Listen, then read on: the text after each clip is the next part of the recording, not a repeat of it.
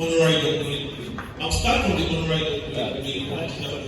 Honorary doctorate is not just about being honorary also.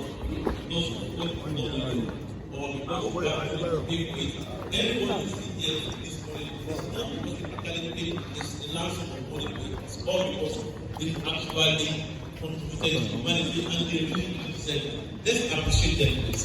Now, on the first step of the academic body, to qualify, we be a recipient or a candidate for doctorate degree. We must pass through these four criteria, which I'm going to put further. Number one for the honorary doctorate degree, criteria that is, let's go on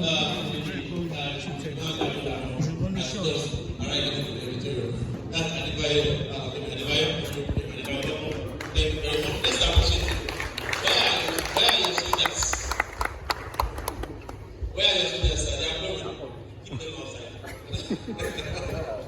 Thank you very much. Right, so on our honorary doctorate degree, the four criteria for this is number one, we have what we call respective performance. That is things that you have done in the past. Let's exercise on the left of the wrong, please. Praise also media guys. Thank you. So you must have contributed to humanity in different ways in your own area. Probably you have done something that is highly demanding that Nigeria is actually celebrating, or something that has to do with saving lives and properties as well. With respective performance, that is definitely there must be someone that has been speaking about you, said about you that obviously this doesn't have to be a particular skill or a particular thing to obey some time.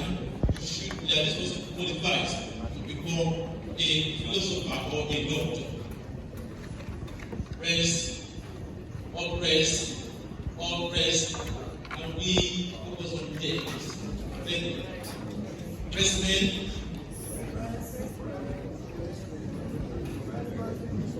Thank you very much. I will not go further again until you all praise me. Because this information we're passing across is very, very important. We want Nigerians and the nations to know about it.